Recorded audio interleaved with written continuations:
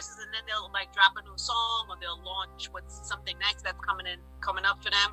How are you guys going to use this moment? We going on tour together. Okay. Dipset tour, yeah, that's going to be sick in September. Yeah.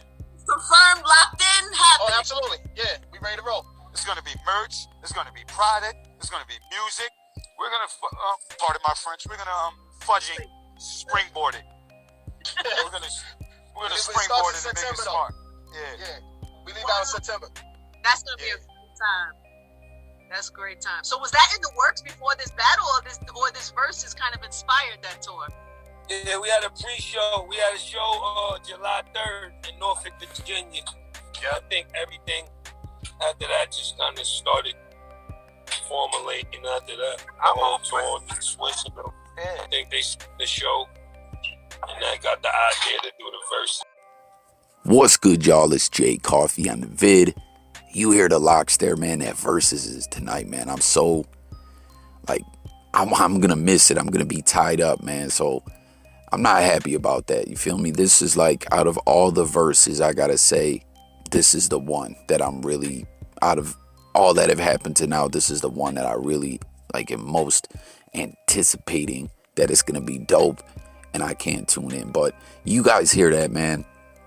The Locks and Dipset having a tour, so they knew what they were doing all this time with the trolling back and forth, like I've been saying, trying to raise some heat behind this thing, you know what I'm saying, and get the promotion going and everything. But they're gonna do a tour. This is gonna be dope. I guess there's no official date yet, but you heard them. They said by September this tour is gonna be in motion, and I hope it comes to a city near me, I'll tell you that. But I wonder, with all these health restrictions starting back up, what it's gonna be like, man. I don't know. Y'all can comment about that, man. How is life changing where you are? Where things relaxed and you can move around and do whatever you wanted, and now it's shutting all back down. That's kind of what's happening out my way. I don't know, man. Will life ever be the same again? What the fuck, you know? But comment, what do you think about this Dipset, the Locks tour? This is a great idea. This is going to be lit.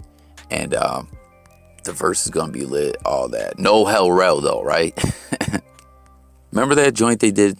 That D-Block, Dipset, D-Block, that joint was hard. But comment and let me know if you're going to that tour and your thoughts about all this below. Next up, man, I was just talking about yesterday, Milk 7-4. Yes, the one that put that pressure on the Wicked Moustein, hit that 50K, halfway to that 100 to that YouTube plaque. And I know he was, we know everyone's always beefing with Milk. You know, people repost that old video, drunk in the hood, you know, where they're like, look at that white boy drunk. Everyone always tries to use that to get at Milk. But, you know, Milk just keeps pushing, doing his thing. And, you know, it is what it is. But here today I wake up and someone is Ceddy Nash, which I know they were already kind of going at it with each other. I don't know what started that, because I remember at one point I was seeing Ceddy Nash take up for Milk, stick up for him when someone else was going at him. But Ceddy Nash reposted this video of Milk talking about Nip after Nip had been killed, and he was criticizing some things that Nipsey Hussle did or whatever. I'm not going to get into it too much, but what do y'all think, man? Is that a strategic move by Ceddy Nash, that he's seeing Milk stock rising, that he's seeing that he hit that 50K or whatever, and he's like, let's bring back this old soundbite, Milk talking about the late great Nip, one day after hitting that 50K, man. Like I said, people are always coming for Milk. Can they stop him? Hit the comments. Next up, man, we already know clickbait is a major thing. People have tried to accuse me of clickbaiting a couple times, man, but comment, do you think I'd be clickbaiting? Be honest, you know what I'm saying? But people, it's not just on YouTube, people clickbait articles too. And there's this article out there about this, you know, the actor Leon, in Above the Rim. He was worked with Pac. He was the security guard who showed up at the tournament at the end to team up with dude against the Birdies Revenge team. You know, he was this star athlete, and he was trying to help the main character, you know what I mean, stay focused and be like, I could have did this and that, and you can do the same thing or whatever. But he wasn't trying to hear him. He was trying to date his mom, so he was like, fuck you, you know what I mean? But I never knew the actor simply went by Leon. I guess he also starred in the Temptations movie. He's been in Ali, Cool Runnings, Get Rich or Die Trying, and all that, right? And there's this article out there where it's like actor Leon says Tupac gave him a pass. So you're immediately, I guess he just did an interview on this podcast called Allison Ask Questions or something like that. And so you're thinking like, oh shit, him and Pac had some kind of run-in on a movie set, or Pac saved him. Something happened. He gave him a pass. What happened? And all he really says in the interview regarding Pac is he talks about working with him, you know what I mean, saying he was a great actor, a great talent. He was going places. He says that when they were working on the movie together, Pac was fighting a case for shooting the off-duty police in Atlanta. And he said he had the other case, which, you know, that case in New York, can't really say that word, that he actually did time over. But we know Pac didn't do that, as that case that's some whole other stuff. That's what the Wicked One kept trying to name drop Tupac and all these guys. Like, yo, don't compare yourself to Tupac's case. Get the fuck out of here. I've already went over it on a ton of videos, how it's total different situation, and we're not even going to speak anymore on that in this video, you feel me? Like, but anyways, he was just saying Pac had these cases, so the production of the movie would get stalled and halted sometimes, and they'd be behind on the movie or whatnot. And he said that Pac just more or less came up to him when they talked to each other and got acquainted, and when Pac was like, yo, like, I respect you so much. You starred in the Temptations movie. You played David Ruffin. Like, you're the truth. I got mad respect for you.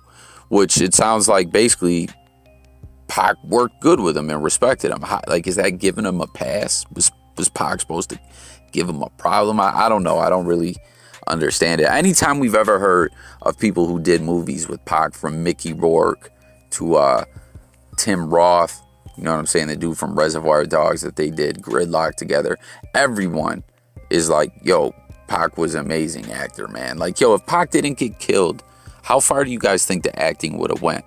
You know, would he been just as big as Ice Cube in the acting game? We already know the music was never gonna stop, but I wonder what it would have been like in the acting game. But anyways, they clickbaited that article, so check it, y'all. I don't know if you remember a little while back, Diddy posted this photo with J-Lo, like a throwback Thursday, and everyone, myself included, it was like, man, Diddy's still missing J-Lo. You know what I mean? Because we knew on I Need a Girl, a few years later, he was still talking about J-Lo. You know what I mean? What'd he say? We was more than friends. We were like brothers. We would play fight under covers. Yo, dope song, and I get what he was saying, but was it kind of bugged out to you that he said we were like brothers? I don't know.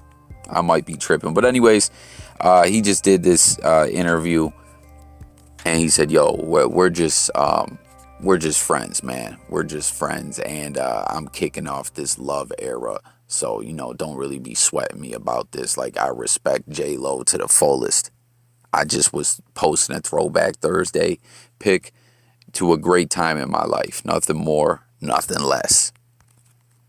So hit the comments, y'all, and share if you guys been watching the Olympics or whatever. But I don't know if you guys have seen this, like what events you've been watching and whatnot. Like, let's discuss it all below, as well as anything else I mentioned in this video. You know, if you're new over here, it's the J Coffee Talk. That's literally what we do, is we chop it up about all the different topics. Like, it's all about tapping in with y'all, the people. So join the discussion, subscribe to the channel. But this Irish boxer, a welterweight, Aiden Walsh, right? He wins.